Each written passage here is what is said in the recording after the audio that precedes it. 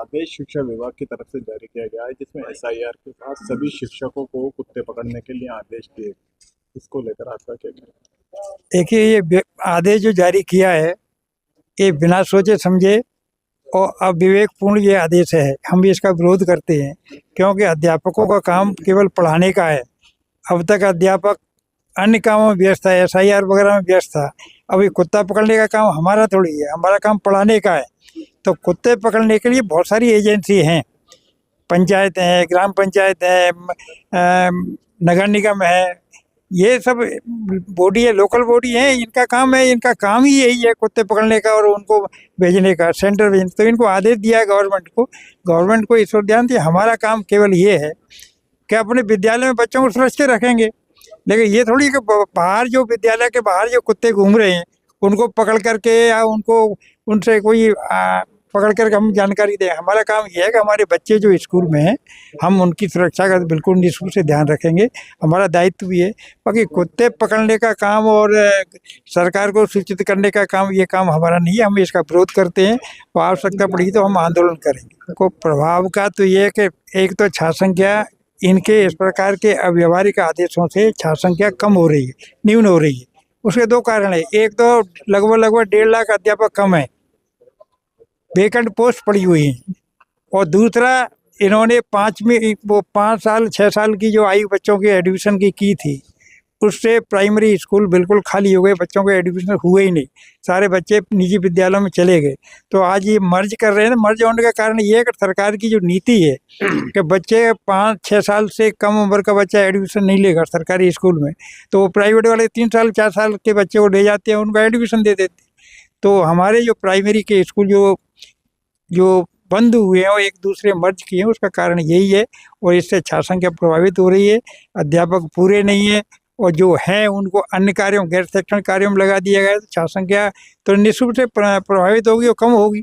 और यही कारण है कि हमारा तो यही है कि सरकार से कि जो खाली पद है उनको जल्दी से जल्दी भरे और शिक्षकों को केवल शिक्षक का काम ही तक सीमित रखे, तो निश्चित रूप से शिक्षा में गुणात्मक सुधार भी होगा और बच्चे भी विद्यालय के प्रति आकर्षित होंगे।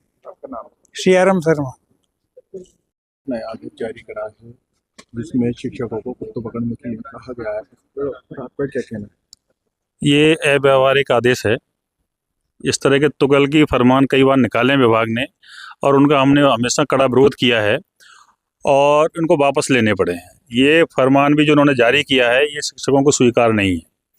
शिक्षकों का काम कुत्ते पकड़ने का नहीं है, ठीक है। इसके लिए नगर निगम है और भी बहुत सारी बॉडी हैं जिनसे आप ये काम करा सकते हैं।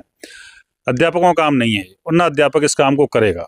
ये शिक्षकों की गरिमा को भी ठेस पहुंचाता है, उनके मान सम्मान की हानि है।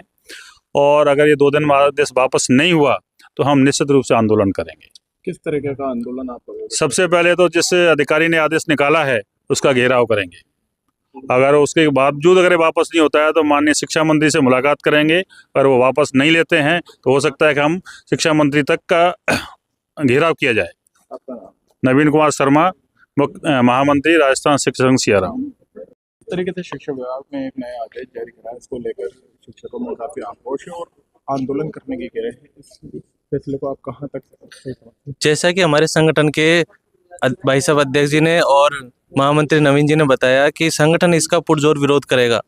2 दिन का अल्टीमेटम दिया है। अगर 2 दिन में निदेशक महोदय इस आदेश को वापस नहीं लेते हैं, पहले भी कई आदेश संगठन के दबाव में आकर वापस लिए हैं, सरकार ने वापस अल्टीमेटम दिया है कि ये जो आदेश है ये जायज नहीं है।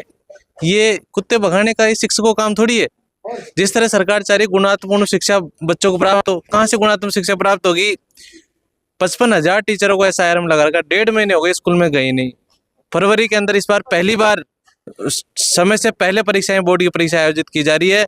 बच्चों को पढ़ाई नहीं हो पा रही है। शिक्षक को शिक्षक रहने दो, शिक्षक को पढ़ाने नहीं दे रहे। कभी क्या काम लगाते हैं, कभी क्या कारण गैर शैक्षणिक कार्यों में झोंक रखा है। तो संगठन की यही मांग है कि शिक्षक को केवल शिक्षक रहने दो, केवल उसको पढ़ाने दो। बच्चे इंतजार कर रहे हैं 1.5-2 महीने से कि हमारे गुरुजी आएंगे। गुरुजी जैसे नया गुरुजी का आदेश पूरा दूसरा नया आदेश आ जाता है। अब कुत्ते भगाने वाला आदेश कहाँ का जायज है? शिक्षक की एक गरिमा को एक ठेस पूर्ण बात है। जो भी गांव वाले अभिभावक कहेंगे देखो गुरुजी कुत्ते भगा रहे हैं, ये कोई शिक्षा का अव्यवहारिक आदेश है। सरकार इसका, संगठन इसका पूरी तरह से विरोध करता है। मैं मुकेश मीणा, प्रदेश प्रवक्ता शिक्षक संघ सियाराम।